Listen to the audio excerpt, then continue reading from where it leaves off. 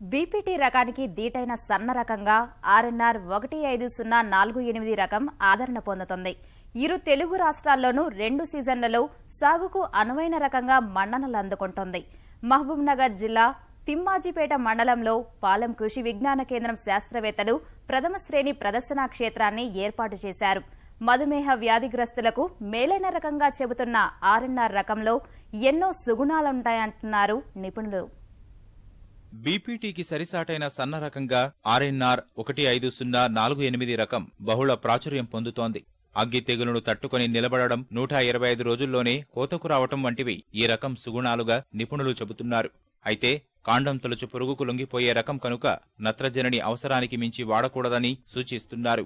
RNR 15048 Telangana సోన రకం చాలా బాగా రావడం జరిగింది. ఈ వరి రకం ఖరీఫ్ మరియు రబీ కాలాల్లో పండించేందుకు అనుకూలమైనటువంటి రకం. పంటకు మనం ఎరువులు వేసేటప్పుడు నత్రజని ఎరువును మాత్రం చాలా తక్కువ మోతాదులో వాడాలి. అలాగే దీనిలో గమనించిన విషయం ఏమంటే గ్లూకోజ్ పరిమాణం కూడా చాలా వేరే రకాలతో పోలిస్తే తక్కువగా ఉన్నట్టు గమనించడం జరిగింది. కాబట్టి ఎవరైతే ఈ షుగర్ వ్యాధితో బాధపడుతున్నారో వాళ్ళు దీన్ని మనం ఆహారంగా తీసుకోవడంలో చాలా ఆశాజనకంగా ఉంది. ఎకరాకు దాదాపు 40 నుంచి 45 బస్తాల దిగుబడి రావడం జరిగింది. కరవుకు చిరునామాగా ఉన్న పాలమూరు జిల్లాలో ఇప్పటికే అధిక మొత్తంలో అన్నదాతలు ఈ రకం వరి సాగు చేస్తున్నారు.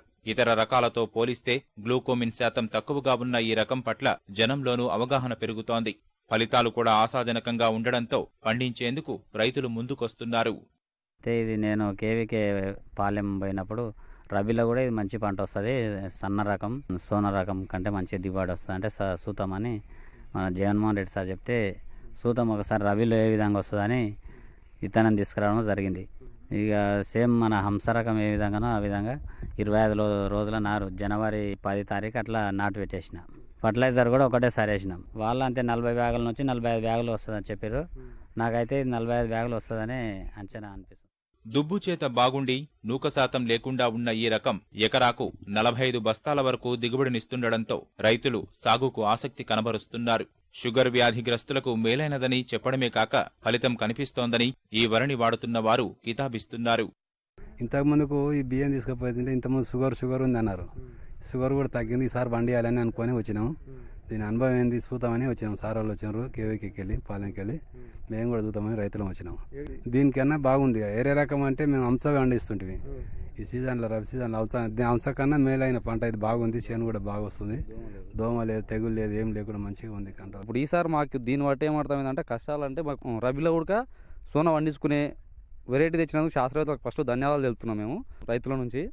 ఇంకొకటి దీని నుంచి నేను పోయినసారి నుంచి ఈసారి నాకు నీళ్లు లేక నాటలేకపోయినా రబీలా పాడన చేను ఉంది. ఇప్పుడు మనకు ఇందుట్లో ఒకటి ఏం కనిపించిందంటే మనకు బెరుకు లేదు, చేను కూడా ఈ ఐటీ వచ్చింది మనం చూస్తున్నాం. తర్వాత ఇందుట్లో మనకి ఎక్కడ చూస్తే తాళ్ళు కూడా కనిపిస్తలేదు, మనం అందరం చూస్తున్నాం తాళ్ళు లేదు.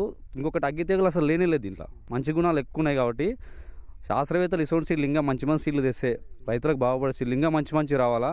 వచ్చినప్పుడు ఇంకా ఉంటుంది. మెయిన్ ఇందుట్లో నాకు ఖరీఫ్లో 40 బస్తాలు పండిస్తే నేను వాక్షలో సారోళ్ళకే ఇచ్చేసినాం. అంటే సన్న రకంగా మార్కెట్ విలువ కూడా దక్కితే ఈ రకం స్వల్పకాలంలోనే అత్యంత ఆదరణలోకి వస్తుంది. ఆర్ఎన్ఆర్ 15048 రకం తక్కువ నీటి వనరుల క్రింద కూడా మంచి ఫలితాన్నివ్వడం రైతుల్లో ఆసక్తిని పెంచుతోంది.